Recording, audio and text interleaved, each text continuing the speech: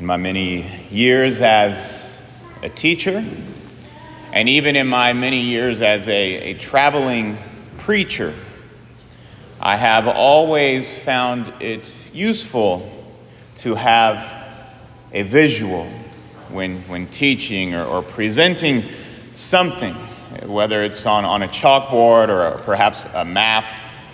Maybe I've taken a projector and a screen. But to have a visual can be incredibly helpful when trying to help people understand a lesson, a point, whatever it is that you might be speaking of. And it's interesting because as a priest, when you give homilies, you don't have that opportunity to bring with you, per se, a visual. That is, I would say until today.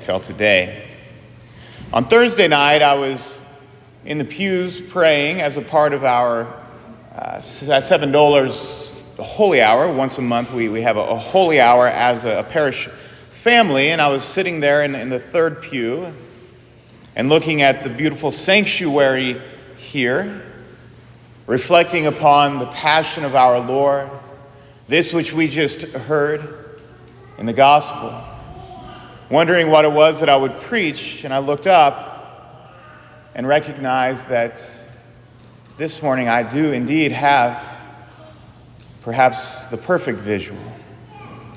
Here in the conch, the curved part of the apse, the image of our Blessed Mother and her 7 sorrows, 4 of which were spoken of just here in today's gospel. We know that the first sorrow of our Blessed Mother was the prophecy that came when Jesus was just a baby. The prophecy of Simeon that said, "Behold, this child, Jesus, is destined for the fall and the rise of many in Israel, and he is destined to be a sign that will be contradicted. And Mary, you yourself, a sword will pierce, so that the thoughts of many hearts may be revealed." And we hear that Mary kept all of these things, reflecting on them in her heart. The second sorrow, the flight into Egypt. The third sorrow, losing Jesus in the temple. And then we approach this fateful day with the 4th, 5th, 6th, and 7th sorrows of our Blessed Mother. She meets Jesus as he carries his cross. What would she have said to him? What did she know? Obviously, he had been arrested. He had suffered the scourging at the pillar. He was bloody and broken. What did she know? We know, looking back and reflecting upon him carrying that cross, that seemingly it had to be this way. For our salvation, these are things that we've been reflecting on for 2,000 years. But what did she know that day? And then he reaches the place of the skull, Golgotha. And they nail him to a cross, and he is crucified. Although we are unsure as to what maybe she would have said to him as he hung upon the cross, we know what he said to her.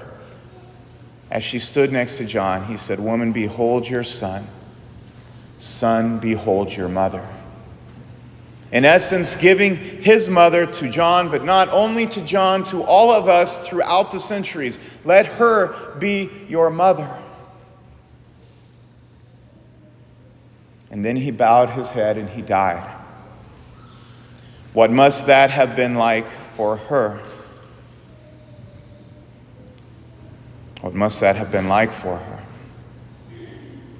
She was there as they took him down off the cross, the 6th sorrow, holding his lifeless body, confused and distraught.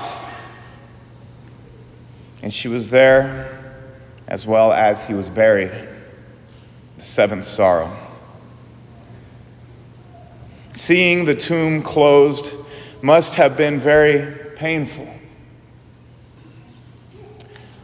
I've been present at funerals where the casket is closed and you see the family and the sadness. Perhaps the greatest human anguish, they say, is to close that casket upon the lifeless body of a child.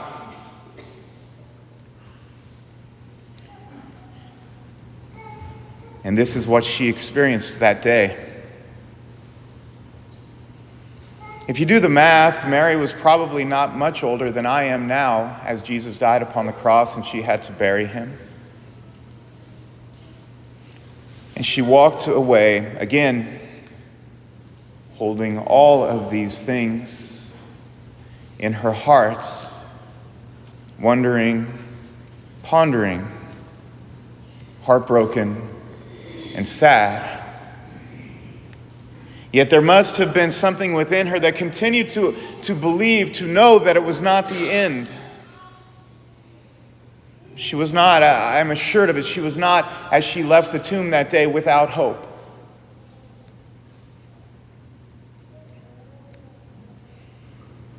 There's a tradition, not a capital T tradition, but just something that the saints speak of.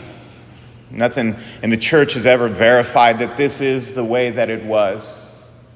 But many of the saints would muse upon the idea that before Jesus appeared after his rising to Mary Magdalene and the apostles, he would have made a visit to his mother. Perhaps she would have been sleeping that night. Perhaps he approached her, put his hand on her cheek, waited for her to open her eyes, to look at him, to sit up in bed, and to say to her, "Mom, I'm here. I'm risen. Behold, I make all things new. There is no need to be afraid anymore."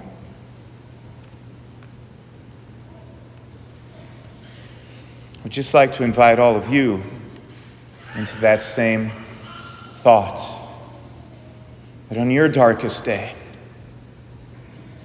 that he is indeed there, saying to you, "I'm here. I'm risen. Behold, I make all things new. There is no need to be afraid."